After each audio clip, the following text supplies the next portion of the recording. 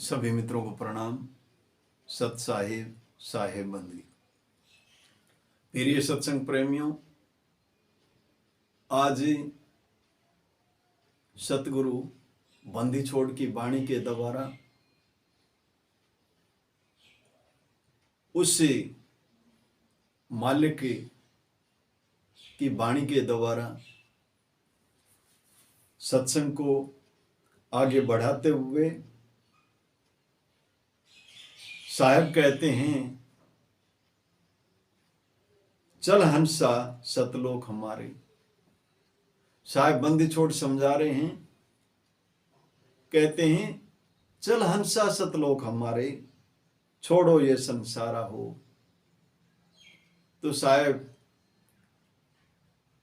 समझा रहे हैं, कहते हैं इस संसार को छोड़ो। संसार को छोड़ने का मतलब क्या कह रहे हैं साहब? कहते हैं छोड़ो ये संसार। संसार का छोड़ने का मतलब है तो इससे लिप्त मत हो, इसमें उलझ मत, लिप्त मत हो। तो किसी मकसद से आया है, उस मकसद को जान ले।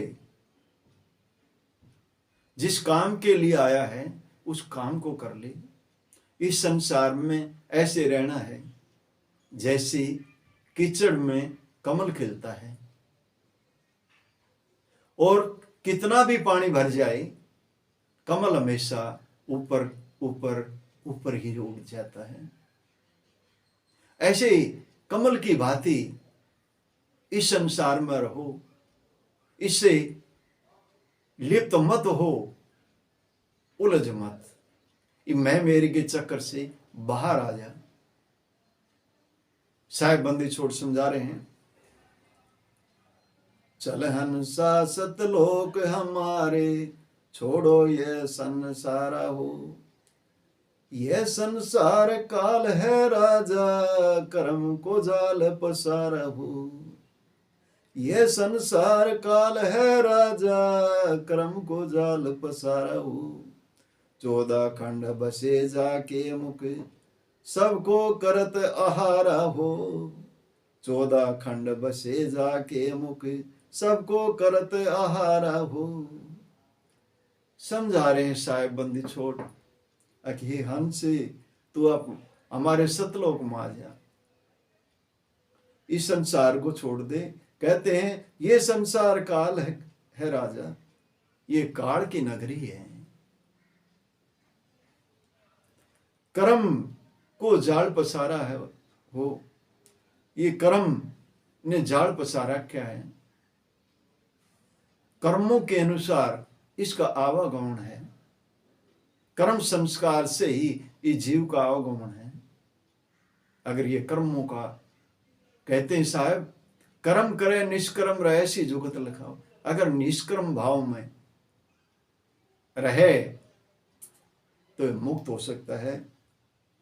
तो साहब कहते हैं 14 खंड बसे जाके मुखे, सबको करत आहारा हो।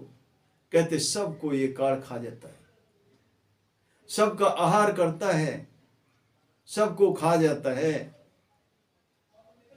14 खंड बसे जाके मुखे, सबका करत आहारा हो। 14 खंड ये कोई बाहर की रचना नहीं है, बाहर की नहीं है, ये इसी के अंदर की बात कही है।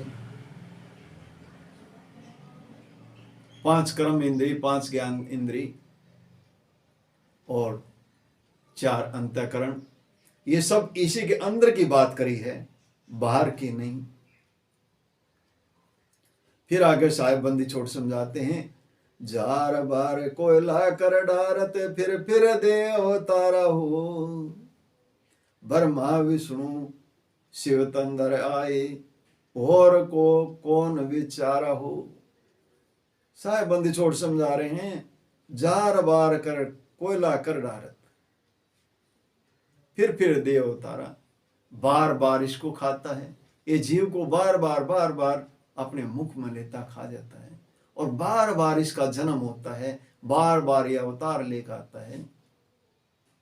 लख 84 में बार बार बार बार घूमता रहता है, जन्म लेता है मरता, जन्म लेता है मरता है। ये काल इसका आहार कर रहे हैं।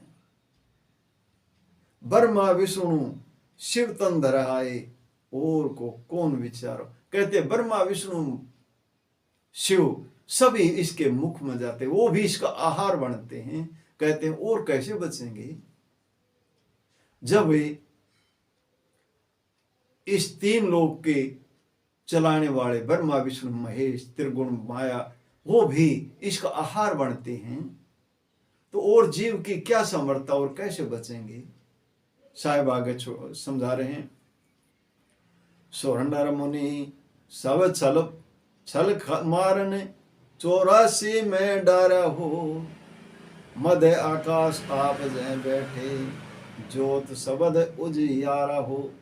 कहते हैं ये जितने भी सुर नर मुनि देवी देवता छल बल से इनको भी मार लिया और 84 में डाल दिया। बार बार जन्म मरण के इस चक्कर से, इस बहुत चक्कर से ये भी बाहर नहीं आई। इनको भी अपना आहार बना लिया, इनको भी खा लिया, बख्शा नहीं किसी को भी। काल का सारे आहार बने। मध्य आकाश आप जय बैठे ज्योत सबद उजियारा हो। मध्य बीच में उस ज्योति के रूप में स्वयं विराजमान हो गया काल। ज्योत सबद उजियारा हो। ज्योत स्वरूपी काल निरंजन इन सब का आहार करता है, खा जाता है। फिर समझा रहे बंदी छोड़ा के क्या कहते हैं। शेत स्वरूप सबद जय फूले हंसा करत विहारा हो, कोटिन सूर चंद छिप जय हैं एक रोम उजियारा हो। शेत स्वरूप सबद जय फूले हंसा करत विहारा हो, कोट सूर चंद छिप जय हैं एक रोम उजियारा हो। साहेब बंदी छोड़ समझा रहे हैं। फिर आगे कहते हैं वही वार एक नगर बसत है बरसत अमृत धारा हो। फिर हंस को, फिर जीव को उस शब्द के बारे में बता रहे हैं। कहते हैं ये हंस तो अपना विचरण करे उस सतगुरु की, उसकी शरण में, उस मालिक की शरण में। कोट सूर चंद छिप जे हैं एक रोम उजियारा हो। उस मालिक की, उस खुदा की वो बंदी छोड़ की एक सारे ये करोड़ों सूरज छिप जाए उसके एक रोम के समान है। तो उसकी शरण ले ले, उस बंदी छोड़ की शरण ले ले, उस खुदा की शरण ले ले। फिर आगे कहते हैं वही पार एक नगर बसत है बरसत अमृत धारा हो, कहें कबीर सुनो धर्मदासा लखो पुरुष दरबारा हो। साहब कहते हैं उसके पार एक नगर बसत है। कोई ऐसा नगर नहीं है साथियों अब जो कहीं दूसरे लोक में बसता हो, जैसे लोगों ने भरमा रखा है अब कोई गुरु आएगा और वो जीव को ले जाएगा और अपने लोक में ले जाएगा। ऐसा नहीं है। जीते जी की बात है ये, और सारा सिस्टम इस पूरे इस शरीर में ही है, शरीर से बाहर नहीं। सारा खेल इस शरीर से ही है, शरीर के अंदर ही सारी रचना है, कोई बाहर नहीं है। बरसत अमृत धारा हो। जब गुरु उस शब्द का भेद देता है और फिर जीव उसका अभ्यास करता है, उससे जुड़ता है, उसका सुमरण करता है, तो इसके अंदर अमृत की धारा बरसती है। ये अभ्यास की बातें हैं। जब जीव अभ्यास करता है तभी उसको इस बात का बोध होता है, जानकारी होती है, उसका निज का अनुभव होता है। उससे पहले ये बातें बहुत कठिन है समझ माना। इसलिए बार बार एक ही बात कहते हैं, किसी गुरु वेदी की शरण में आना पड़ेगा। और जब गुरु की शरण में आएगा, जब सारी चीजों का भेद होगा, एक एक बात समझ में आएगी। कहें कबीर सुनो धर्मदासा, लखो पुरुष दरबारा हो। फिर उस साहिब का बंदी छोड़ का दरबार, उस सतलोक समझ में आएगा, हंसा वहां पे जाएगा। और जब इस जीव का कल्याण होगा, ये अपने घर पहुंच जाएगा, निज घर में पहुंच जाएगा। और फिर वहां से इसका आवागमन समाप्त हो जाएगा। जब तक ऐसे भेद्य गुरु की शरण में नहीं जाता, तब तक ये आवागमन से बाहर नहीं जा सकता। इसलिए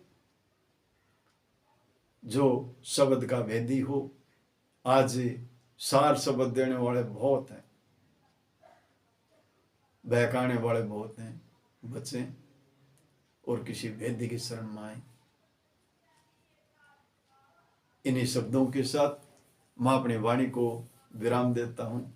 बोलो साधो सत साहिब, बोलो साधो सत साहिब।